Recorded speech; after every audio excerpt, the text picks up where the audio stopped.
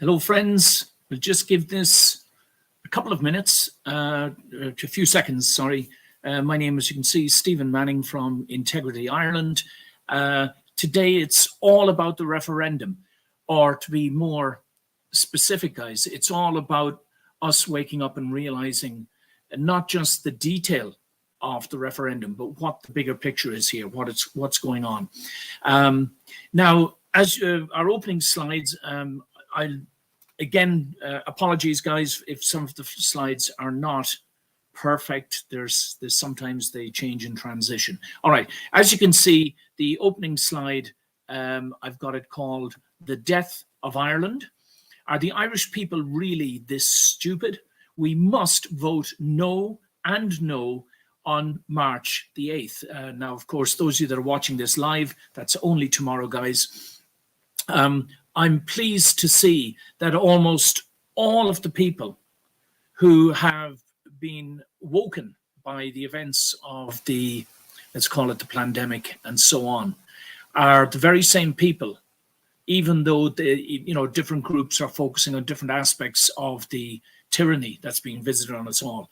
They are all collectively agreeing that anybody with any integrity, anybody with any decency, anybody with any, frankly, any intelligence that has looked at what's going on and what the Irish government is trying to do tomorrow in this referendum.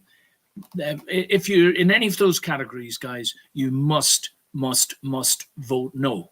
If, on the other hand, you are suffering from delusional mental disorders about your gender, or if you are a toady or a lackey of the establishment, or quite frankly, if you're just an evil psychopath who delights in destroying the essential qualities that makes us all human, well, of course, you should, on the other hand, vote yes. All right. Now, again, maybe I should be appropriately careful not to say things that are going to get this pulled, but yeah, we've got to be honest, guys. This is part of the big problem, as we see later in the presentation today, the existence of the great lie and our refusal in general, and certainly our historical refusal to see it, to recognize it for what it is, and to acknowledge those people who are bravely trying to bring the rest of humanity up to speed so that we can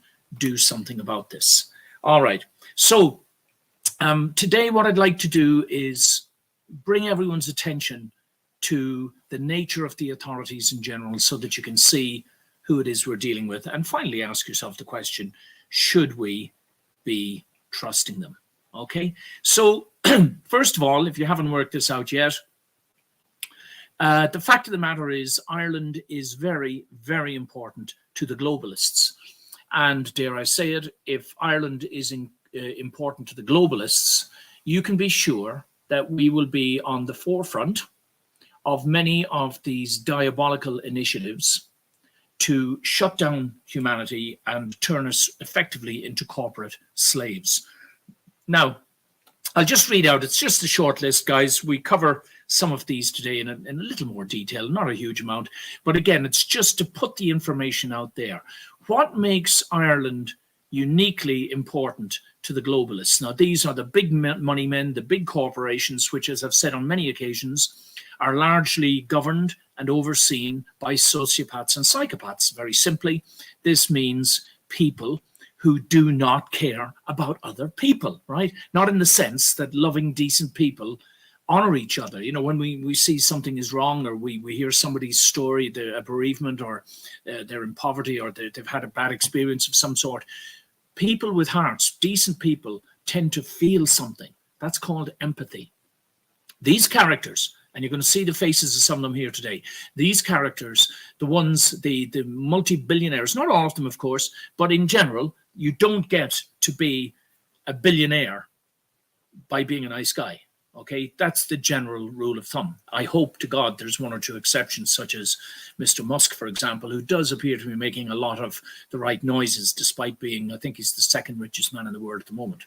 But he does seem to have at least an inclination to want to do what is right. And he's aware of the dangers, for example, of artificial intelligence and things. But time will tell.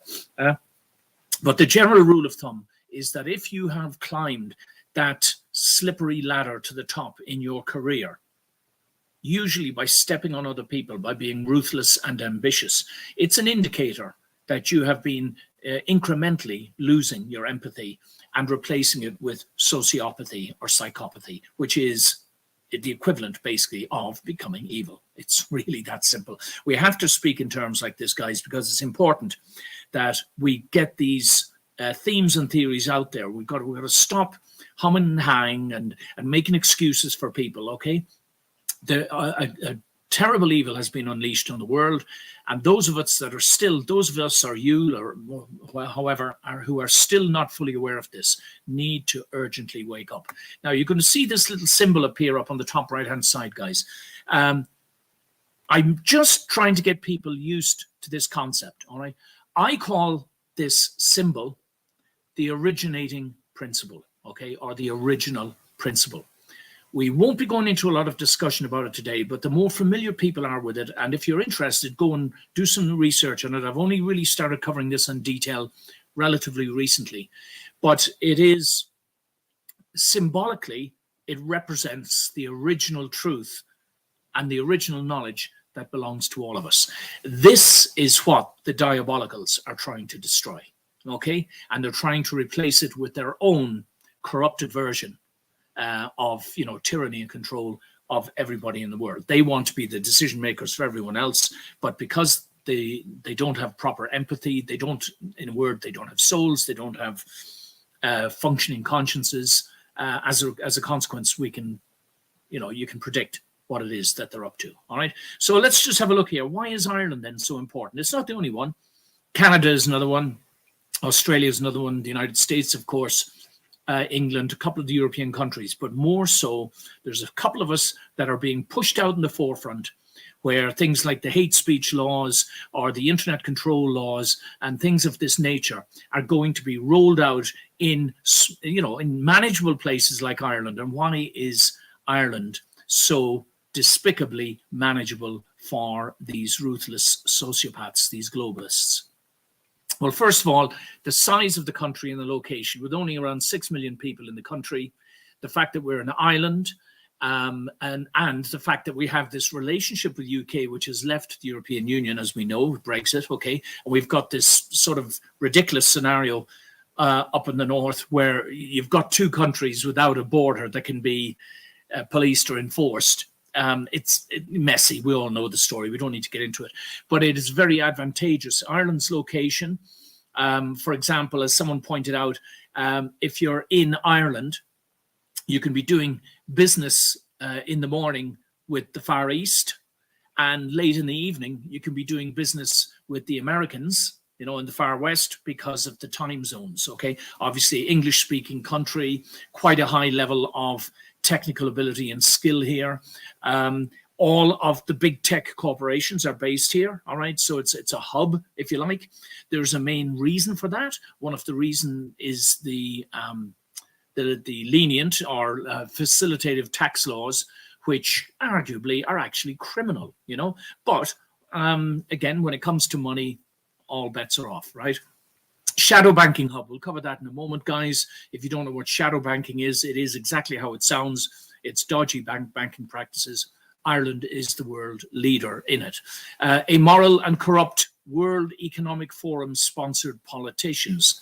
This is the like of Radikar, Micheál Martin. You know, these people have been schooled at the World Economic Forum under Klaus Schwab. If you don't know who Klaus Schwab is, Klaus SCHWAB, please look him up. You need to know about these characters and what their plans are for the rest of us. Our judges are politically appointed. Okay, again, it's a no-no on the international stage. It's not supposed to happen, but it's an open secret in Ireland. Judges are made judges because they're affiliated with the political parties, and as soon as they become judges, they magically drop their affiliations and, oh, no interest in politics anymore. Really? So there's no chance there, Judge, that you might make decisions in the courts that would protect your buddies in the political benches and everything, is there? No, Well, we'll see about that. Okay. So, so we're independent on the bureaucracies, really, especially in the European Union. I mean, Ireland has taken the lead on a lot of these things, including in referendums, guys. We'll come to that shortly. But do you remember the Lisbon Treaty? We voted no. And Brussels just said back to the Irish politicians, do it again. We don't like the outcome. One of the other large major referendums to do with the European Union was held. Now, again, correct me if I'm wrong here, but I believe it was held on a Friday, or was it a Saturday? I think it might have been a Friday. After the referendum, which was a repeat, I think it was the 28th Amendment.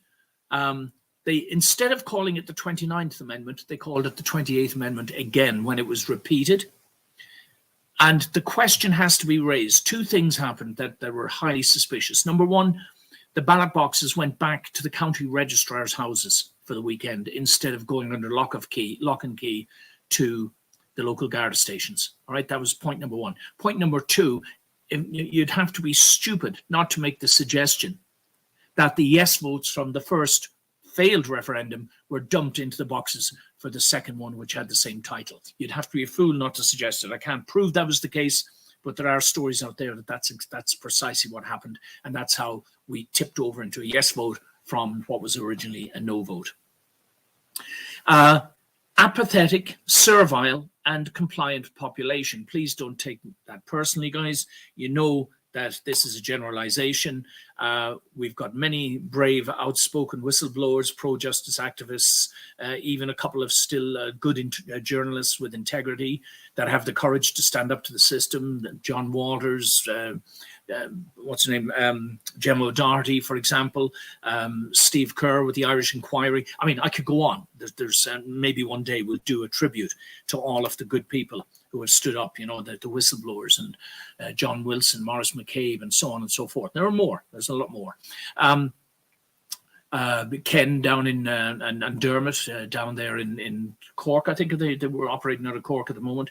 With the anti-corruption awareness. So these are places you should be looking at, guys, and trying to get your information from these sources, because they've got no axe to grind except they want people to know the truth in the face of a compliant media who is basically in the pockets of the globalists. All right, you're not going to hear a lot of this stuff from these compromised state-sponsored sources.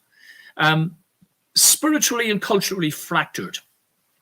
That's a big statement to make. What I'm doing is a generalization, guys, where I'm suggesting that we have lost our way, and you know, we have lost our way morally, spiritually, culturally to a certain extent. Some of it has been imposed upon us.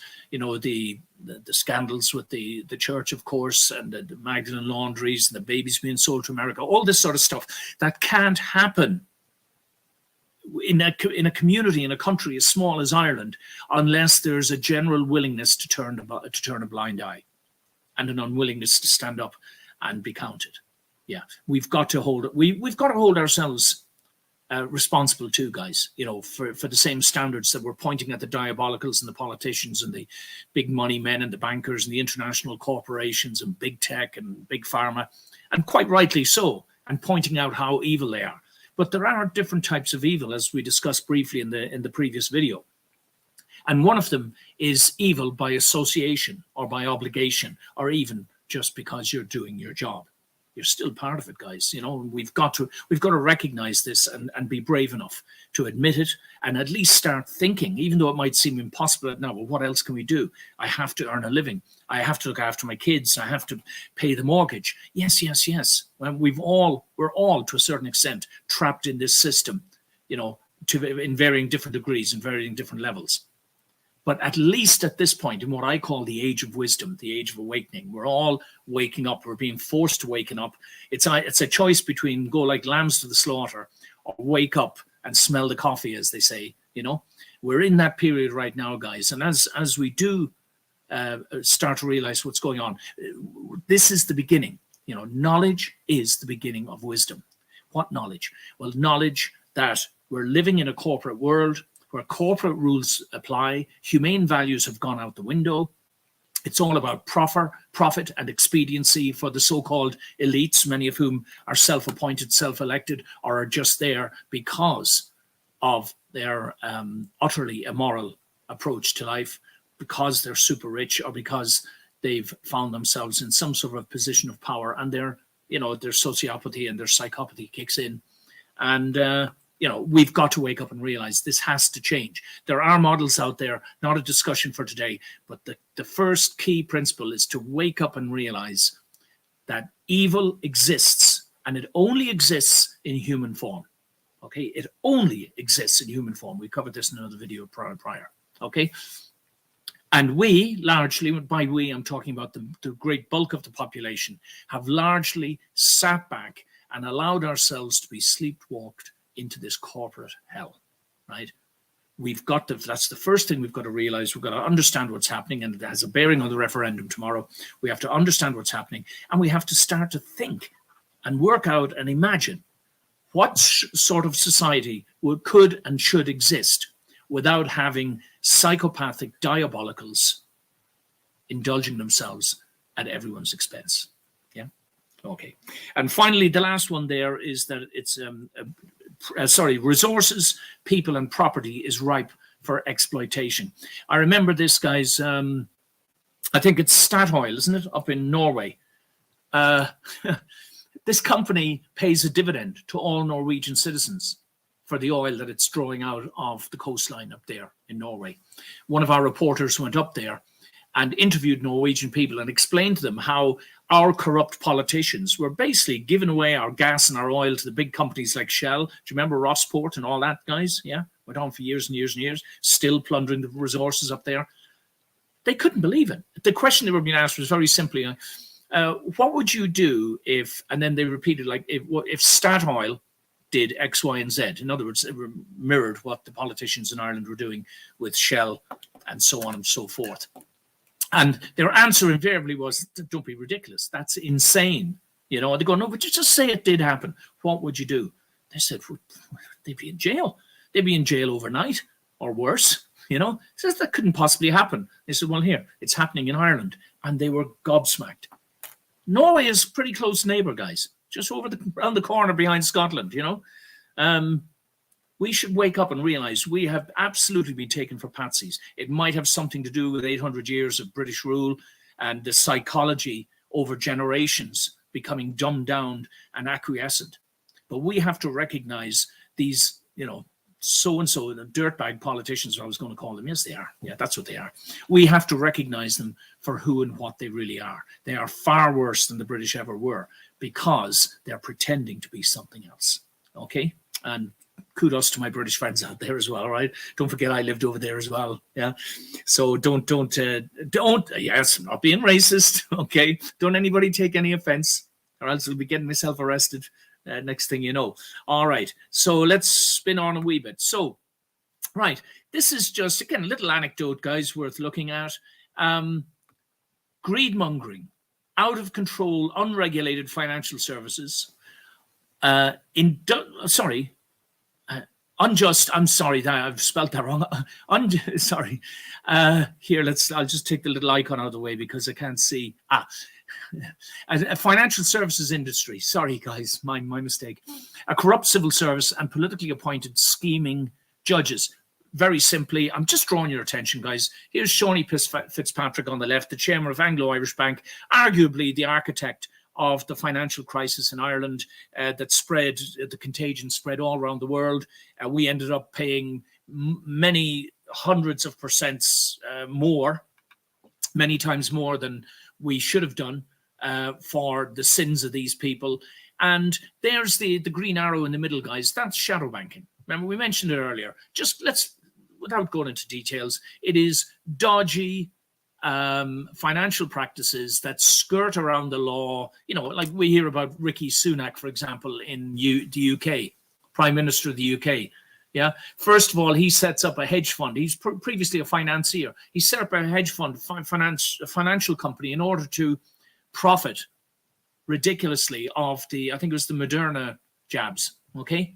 Then he moves into politics, suddenly miraculously becomes the leader of the the Parliament in England. And then you find out that his wife, who's also a multimillionaire, is keeping her money in the Cayman Islands or some such. They're running a country. They're not paying taxes into it. For God's sake, guys, it's incredible. It's incredible. So anyway, there we are. Ireland way up the top on the list of shadow banking states. But the little story here, guys. Now, Mr. Fitzpatrick has left us. God bless him. We have a tradition in Ireland that you don't speak ill of the dead. I'm not sure that I 100% agree with that on principle, because too many of these highly placed individuals in society, in particular in Irish society, spend their years recklessly abusing the trust of the people, the public purse and everything, and stroll off into, gleeful in retirement, golden handshakes and all that, and then pass away with nice accolades out in the newspapers, the corrupt newspapers and everything. No, I think it's time we name and shame them. Who knows if they're sitting there in the spirit world, they'll get reminded of why it is that they're not up in the pearly gates. The guy on the right, Judge John Aylmer. Again, this story, for those of you that don't know it, he was presiding over the trial of this guy, Shawnee Fitzpatrick. Now, Judge John Aylmer, I haven't met him personally, but I do know his brother. And all I'll say is that peas in a pod, similar mindset, similar attitude. He's a lawyer as well. I'm not going to waste my breath going into more details about him. But interestingly, this Judge John Aylmer not only directed the jury to find this man not guilty on the grounds, you're hardly going to believe this, guys, on the grounds that a civil servant had inadvertently shredded some papers, not papers that were crucial to the prosecution or anything like that, or the defense, but papers that, who knows, because they've been shredded now, nobody knows, but they might have been important. But the fact that they were shredded compromised the trial, and the judge directed a jury. Now, what's the point of having a bloody jury if you're going to allow a judge to direct them as to what their findings should be? He directed the jury to free him. Okay, and that wasn't so long ago. That wasn't so long ago, guys. And now this judge, of course, has since been promoted. Why is this interesting? Because you'll see here, this letter is from a friend of mine. Oh, sorry, the letter is from Mr. Kevin O'Neill. I've talked about him recently a few times. That's him, bottom left. He is in charge of the Judicial Conduct Committee. It's supposed to be there to deal with errant judges. You'll hardly believe the text of this letter, guys. I'll let you take your time and read it yourself. But to summarize it very simply, this friend of mine was trying to make a complaint about this same Judge John Aylmer about his behavior, alleging that he acted improperly, unlawfully, unethically, amorally, illegally, whatever it might be. The trouble is, it was to do with the family law case. And believe it or not, this Kevin O'Neill, you can't call him an idiot because he's clever. He's a toady and a patsy of the establishment. His job is there to block, like I said just here, statutory oversight procedures that protect wrongdoers in the system. That's what it's all about. I want you to look for this, guys, thinking about the referendum tomorrow. Okay? So this letter basically says to the friend of mine who was making a complaint about it, oh, that is a family law issue. I'm not allowed to even discuss this matter with you, no matter what behavior he committed in the court. You have to go back to Judge John Aylmer and get his permission to talk to me about his misbehavior. So I'm not fielding your complaint. That's what we're up against. Right? His name's Kevin O'Neill. If you see him on the street, please express your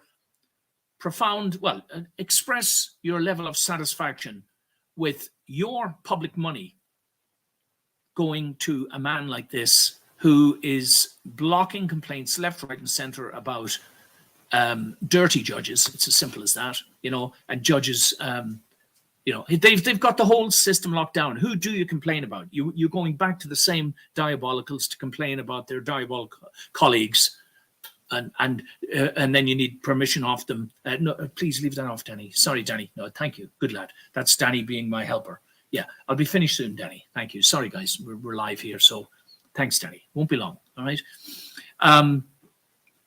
Right, guys, here we go. We keep going now. So I wanted to point out, this is how the system works. Okay, Danny wants to have lights on. All right, that's okay, Danny. That's okay. Good lad. So here we go. This slide now, again, I'm taking you back as well, especially for our maybe visitors from other countries who might be looking in. This is just, this was an article done in the British Mirror, I think, you know, by a man called Pat Flanagan. Ireland is the most corrupt country in the Western world. Now, of course, you can expect the so-called fact checkers came in straight away trying to belittle this claim and everything. But the fact is that these are two Garda commissioners you're looking at right here from a few years ago, right?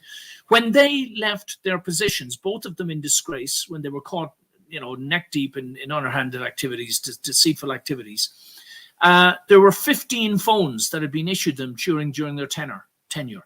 12 of them went missing. There was the Charlton Tribunal was set up to investigate wrongdoing under their watch within the Garda Síochána.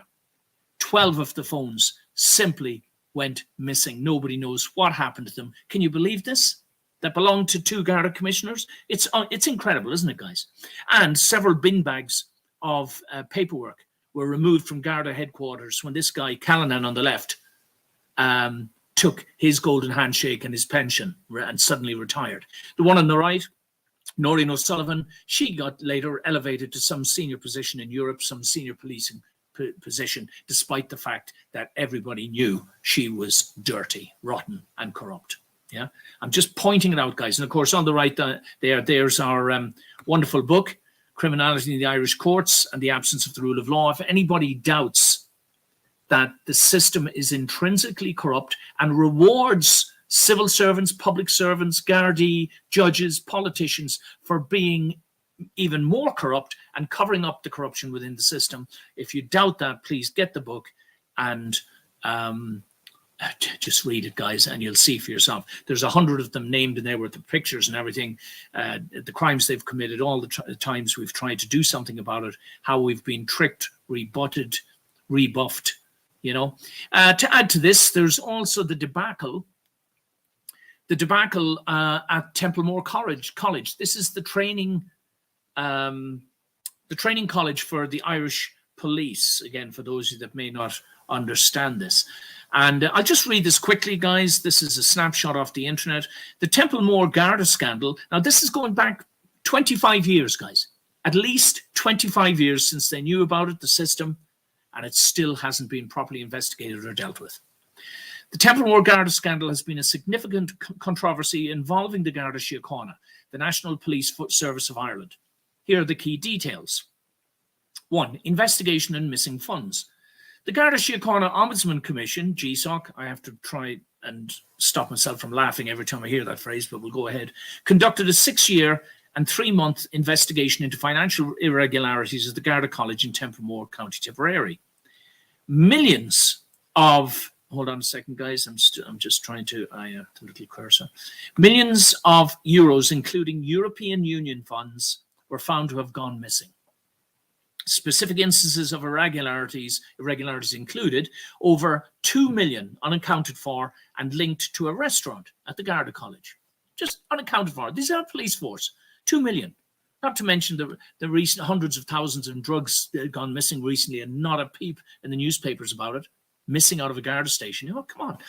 Large sums connected to golf course land and a boat club. The college renting out land it did not own, running 50 bank accounts and using public money to fit out privately owned shops.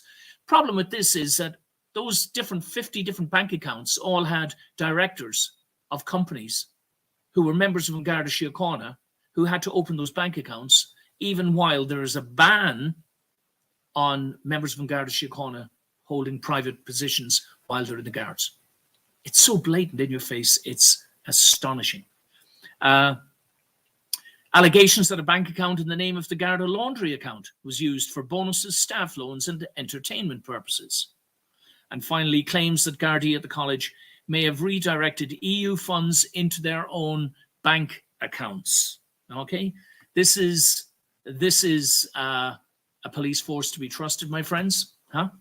All right. So when the fact checkers come back and tell you, oh no, it's not true because Transparency International Ireland, they've said that we're actually, not as bad really, Ireland. Yeah, well, we'll have a look at Transparency International Ireland in a moment, okay? So now we have, just to rub salt into the wounds here, this is all getting to the referendum, guys, bear with me. I've got my eye on the clock. Graft, deception, and making lifelong careers, ripping off the public and then covering it up. Even the company that provides Garda uniforms has been infected. They had to make a settlement, 2.5 million settlement with revenue, and Garda headquarters also had to make a settlement of 7 million. The only good thing about this is that somebody in revenue is clearly fed up with all of the corruption, and they're going after them. But again, where you don't really hear anything about this, there might be a brief little snippet, but you have to go. This is from the British newspapers, guys. The British newspapers are the ones that are highlighting this stuff, not the Irish ones. All right. We've got to know who it is and who's orchestrating this referendum tomorrow and what their agenda is. Okay. So here we go. Oversight bodies are in cahoots with the establishment. Now, first of all, on the left, I just want to point this out, guys. According to the Corruption Perceptions Index, Ireland scores 77 out of 100, which is on the positive end of the scale. Yeah, 100 is perfect, in terms of corruption perception. Whose perception? Transparency International's perception. Really? Oh, and of course, and this again is some of the fact-checking, some of the people like the Journal, and again, another compromised. If at one time I thought they were actually going to do what was right, the journal.ie. No, they've sold their souls out as well. But anyway, so there's the Journal trying to counter the article I showed you a few minutes ago. Now, here on the right is a quote from an article that was done to cover the Manning story a few years ago. And the reporter, he traveled from Germany, the reporter, to do this. And I'll show you you can go and look for it for yourself in a moment, guys. The reporter came from Germany because no Irish reporters would cover our story. We had one or two articles in the Sunday Business Post and another in the Times about, us taking action against people in the state. But clearly they were told pretty quickly, sharpish, shut this down. Do not cover this Manning guy, because he's trying to tell the public how they can hold us to account. We can't have that, can we? Our criminal gang has to be, left in peace to continue its criminal activities. But this was a quote from Transparency International Ireland, who claims to be an independent oversight body. Listen now. Quote, "The only way we can secure the services of a lawyer is via our legal aid department. But this is financed by the Ministry of Justice." Right? No conflict of interest there then, no? Okay? Again, guys, I need you to wake up and understand all of these sources. They wouldn't be allowed to speak out in public and pretend to be independent and have integrity and all that unless they had sold their principles in order to be allowed to function. Okay, it's part of the overarching thing. I shall pop up the little our little logo again if I can get the mouse here. It's all part of that originating principle, the idea of what's going on. Okay, systemic lies and stonewalling and mass deception of a trusting public. That's the article on the right, guys. If you're looking for it, just put in walls of stone. Maybe my name, Stephen Manning. And then the magazine that published it was called Cicero, Cicero. So if you put that in, you should get a PDF. Please read it. It's only 12 pages, guys, and you'll understand how it was. I was put in jail the first time, and the lengths that the establishment will go to cover up its own nefarious activities. This is the journalist, the German journalist speaking. Transparency International Ireland do not seem keen to engage either. This was when we told them what was going on. Could you help us? In response to Manning's call for independent support, they reply, quote, "We only support whistleblowers who have been victimized by their employers. The fact that Integrity Ireland has amassed copious amounts of evidence of corruption within the police and the state is all well and good. We do not have a big budget," said Transparency International Ireland spokesman Donica O'Gubin. Sorry if I got it wrong.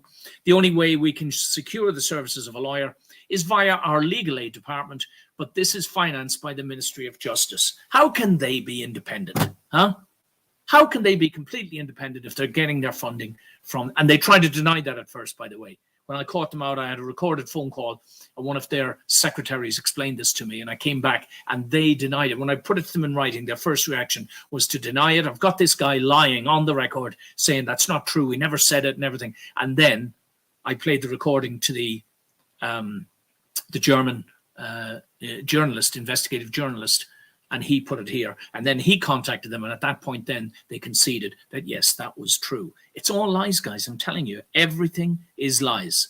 If it involves a large institution, a large organization, a hierarchical structure, you can be sure that they are diabolically compromised, no matter what they claim on the outside.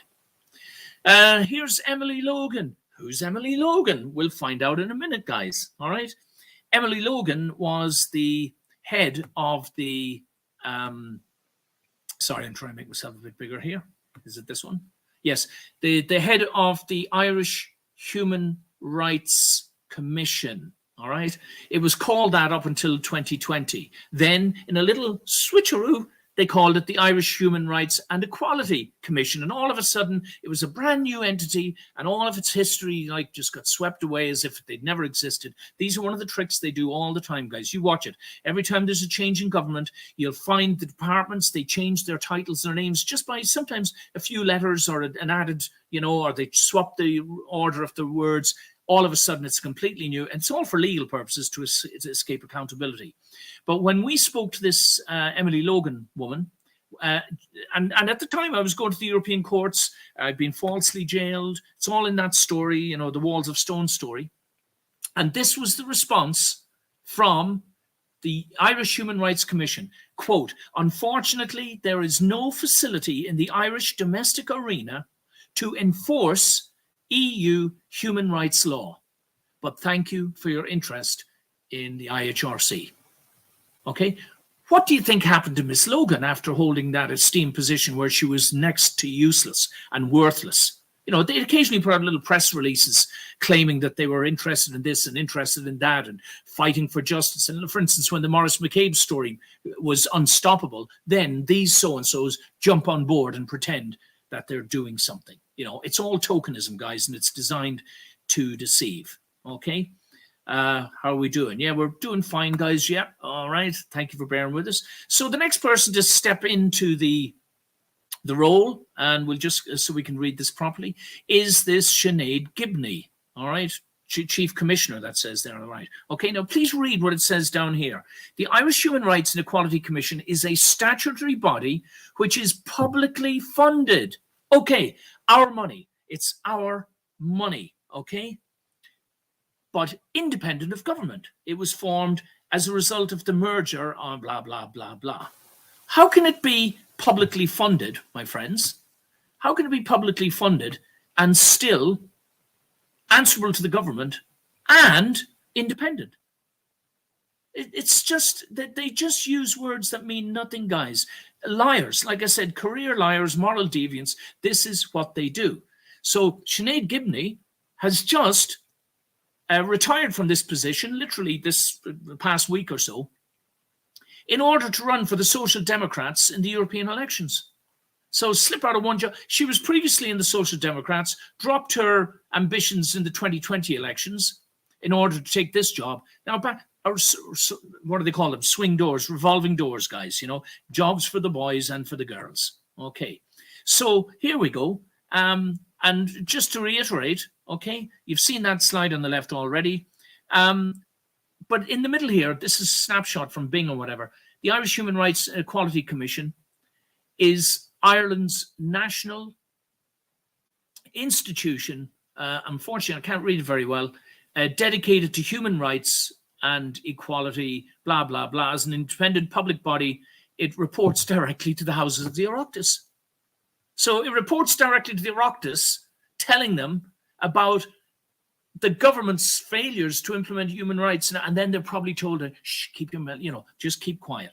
All right. But there again, we have it on the right-hand side under Emily Logan. Yeah. So we're claiming to be this, this robust institution that's there to protect your human rights. But guess what? There's no facility to enforce them in Ireland properly, which is true. Even if you do get the legal, documents in a row and you go into the courts, if it doesn't suit them, you're not going to get anywhere. Okay. Let's keep pumping away here, guys. And just another little example for you guys. I'm sorry. I shouldn't laugh, really, because it's not funny. Here's Emily Logan now. Where is she? She's commissioner at the Garda Ombudsman Commission. I could tell you again, look, the Garda Síochána Ombudsman Commission is a farce, my friends. It's a farce. Everything goes back through the Garda Commissioner. They appoint investigating officers that are members or retired members or serving members from Garda Síochána. They answer back to the Commissioner. He decides what to do with any naughty boys.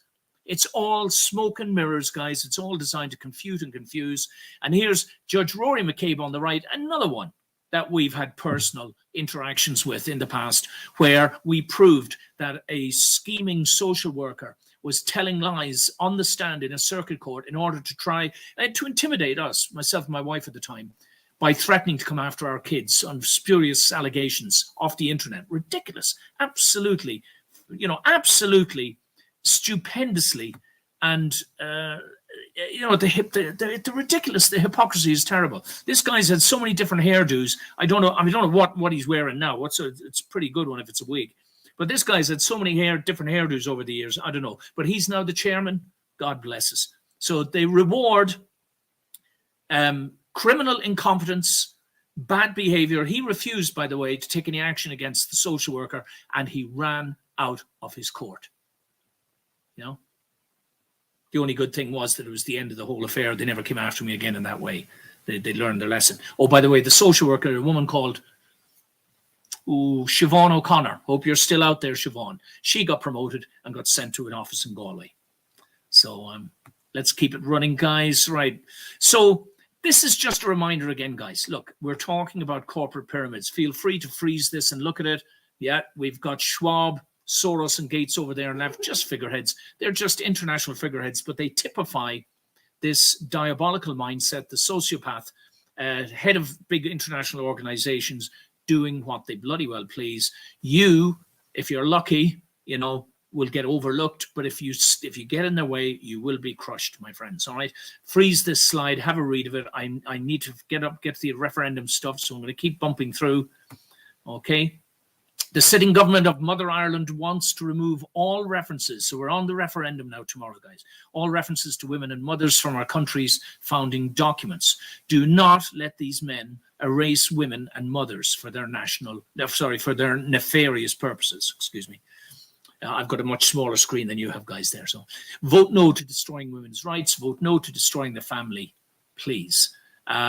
Again, a lot of people out there, a lot of eminent speakers, lawyers, politicians even, a lot of pro-justice activists have broken this down and explained that there's plenty of information out there, guys. We've got to win this one. We absolutely have to, all right? Reasons to say no. No special recognition. Let me bring this up a bit bigger, guys. Okay. There will be no special recognition at all for women or mothers in the Constitution, okay? No new rights for disabled people or their carers. This is true, guys. I know this firsthand. This started with the new Assisted Care Decision-Making Act or something like that a couple of years ago. Again, smoke and mirrors, a switcheroo. It's all, basically they want to appoint two state-appointed appointees to liaise with someone's carer, for instance, myself in Danny's case here. And they call it liaison. They will liaise with the special needs person's carer. But ultimately, if you don't agree with them, they can overrule you. That's what's going on, guys. All right. So let's go back to the Okay, no definition of durable relationships. This is the notion that, let's say, for example, some military age guy who's come into the country, lost his documents en route, and has arrived here, demands asylum rights, gets put up in a 5-star hotel, and is given, a free medical card, funding, and of course is allowed to vote. Just by coincidence, that'll probably serve the interests of the diabolicals, because wouldn't these people be very grateful for all of the help the politicians have given them? So they vote, and then as becoming naturalized Irish citizens, they would then be allowed to bring anybody into the country on the basis that they were in a durable relationship. Wouldn't have to be married to them, just anybody that. And of course, we've even had a Supreme Court judge weigh in on this, saying, "Oh, now don't you worry your little heads. It's unlikely that the Supreme Court would make any radical interpretations of these vague pronouncements." Not good enough, Supreme Court Judge Baker. Not good enough, Mrs. Baker. Yeah. Trying to mollycoddle the people into believing that we can trust the establishment. You must be off your flipping rocker.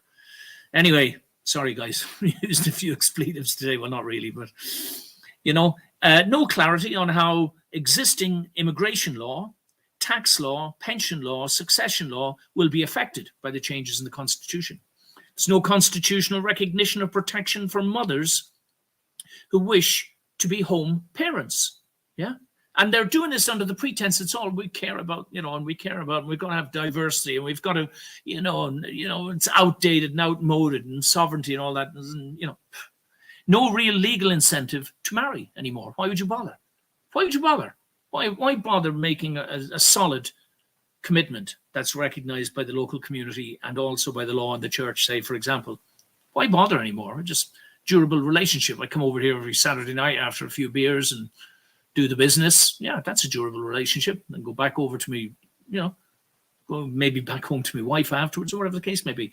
No to rushed and guillotined legislation. They have rushed this through, guys. There's a lot of people. They've it's all switcheroos. No need to waste 20 million on unnecessary referendums. Absolutely. So, yeah. Guys, if you don't see the sleight of hand going on here, they force this through the Dáil. They followed the technical necessities to turn this into legislation, and then you have Higgins, Michael D. Higgins, the president, another little puppet. Yeah, he'll do as he's told, right? Puppet of the establishment. He'll sign anything into law that they want him to. There's not, he might make a few token gestures of resistance, but ultimately he does it as he's told, and it's all about deceiving the public. It's all about the great lie. All right, where are we? We've got to speed up now a little bit to get this done in time. Oh yes, notwithstanding, another reason the diabolicals will love Ireland is because they get the results they require from the establishment. And this, guys, I'll pull it up quickly. I'll ask you please to freeze it and look at it later if you wish. I ran for the election in 2020. Enda Kenny on the left, who was also the Taoiseach at the time. The man on the right is called Fintan Murphy. He was heavily involved in the Strokestown case, forging documents and everything. Well, this screenshot here, very simply, points out, if you want to see the whole video, it's called Missing Votes and Dodgy Quotes. And then put my name in again next to it, guys. You'll get the Facebook video.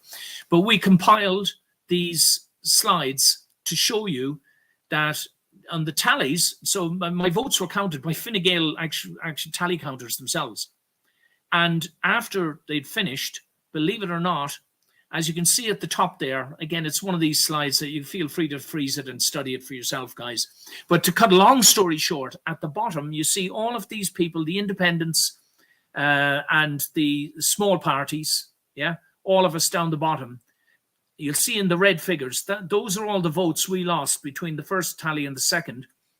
And at the top, you can see the ones that needed then their votes being boosted.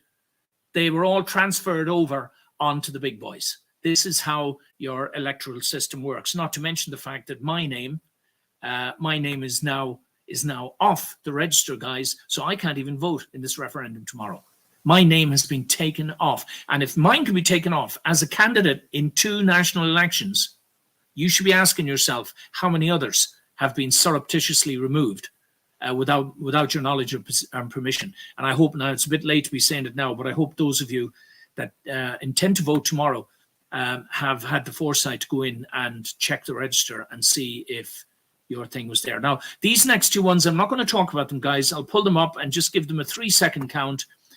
Please feel free to freeze them if you wish and read the detail, because there's been a lot of talk about this, guys. I'm more interested today in getting the bigger picture across, that the authorities are not to be trusted, and whatever they're asking you to do, be suspicious about it and vote no and no tomorrow at the referendum. Why?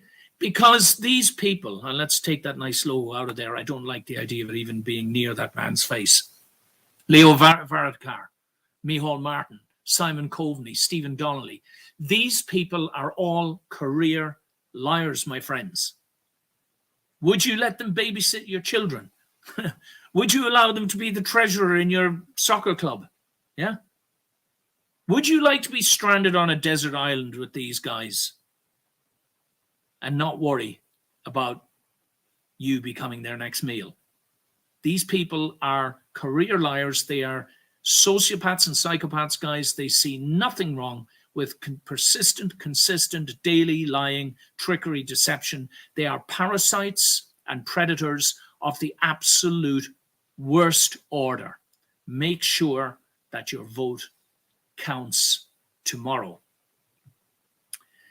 Now, on the moral side of things, guys, you can see here, very simply, this is about the last referendum, which was the abortion referendum. I want you to look, guys, please. You know me and my symbolism. I'm heavily into symbolism at the moment, which again is why we got this little fella popping up on the right-hand side.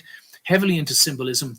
There is a reason that the number 666, it's out of the Bible, it's the mark of the beast, it's a symbolically very important number. I've done a few videos about this now, guys, including interview number 666 with Jesse Hall. That's quite a long one, guys. There's a lot of stuff in there, a lot of materials. But I'm suggesting that we apparently, according to the results, the Irish public voted yes to abortion in the last referendum. As a consequence, right, the vote was won by a 66% margin.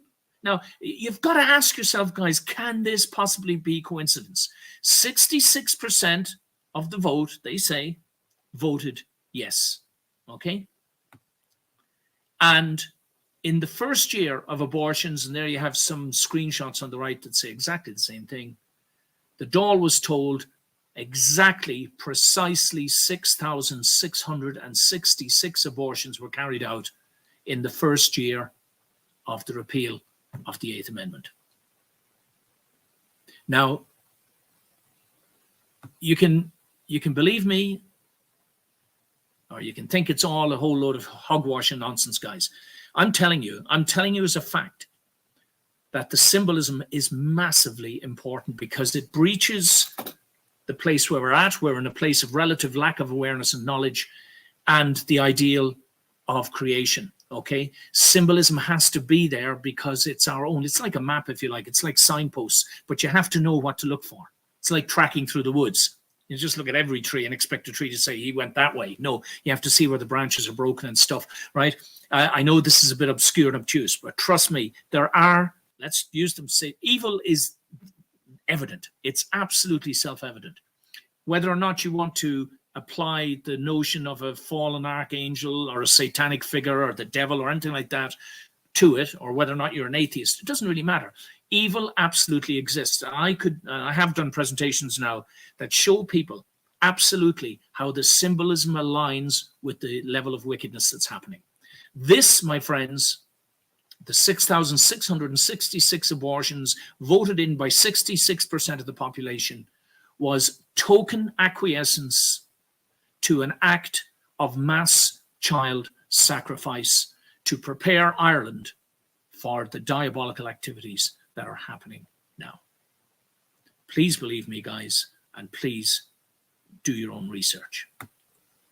On the same subject now, rolling down the last few minutes, guys, on the same subject, I pulled this guy up before, all right? You can probably imagine, not my favorite guy in the world, all right? The more I see of this man, the more I am convinced that he very likely and very possibly could be one of the central figures on the diabolical side of what's happening in this world. And the reasons, and again, just very briefly, let's scoot through this, guys. And again, it's just an interesting observation. Don't write it off as being silly, guys, because the evidence is sitting right in front of you here, okay? So, first of all, it seems almost certain that Justin Trudeau's father was Fidel Castro. Whether that matters or not is secondary to the fact that he was born on Christmas Day 1971. If you're going to be a central figure and sort of a, quote, Antichrist type figure, I'm not saying it's exclusive to one individual, but what I am saying is that if you're looking for an individual to fit this type of framework, who do you look for? Well, you look for a very clever, charming, scheming, diabolical liar, a sociopath and a psychopath in a position of very high influence and importance. And funny enough, right now, Canada is trying to force through internet control laws, which will basically eradicate all sorts of free speech. So why else should we be looking at him? Well, like I said, Christmas Day 1971, add up 1971, you get 18. 3 6s are 18. Silly? Maybe, maybe not. He was born precisely at 9:27 p.m. Add those numbers together, what do you get again? 18. 3 6s. His name, Justin Pierre Castro, if you use it, divided by 6, you get 240. Divide by 6, you get 40. Divide by 6, you get 6.666 recurring. All right. He studied under Klaus Schwab, right? And Schwab set up the World Economic Forum, right? Also in 1971, at the age of 33. These numbers all come into play with that symbol up on the right-hand side, okay? 2/3 equals 66.6%, right? A person without a soul, spirit, mind, and body, or soul, mind, and body, okay? Get rid of the soul, you're left with a beast. There it is, 6.66, all right, guys? Got to get through to the last few of this, okay? And so on and so forth, all right? So please check it out. Watch this man, because I'm suggesting he is in a position where he can do an awful lot of damage around the world. 3 websites for today, guys, that I'm asking you to go and look at. My own, of course, Integrity Ireland, wakeupera.com. They're very active, guys. Lots of good stuff on there. And the Irish Inquiry, Stephen Kerr. Lots of interesting, useful, truthful information that we all need to be aware of. Almost there, guys. Finally, The Great Lie. Please, again, freeze this one. Have a look at it. This is from the book, The Crisis Color Coup. We got to go, guys. Thank you again. Thank you, everybody, for your love, your support, the messages of encouragement.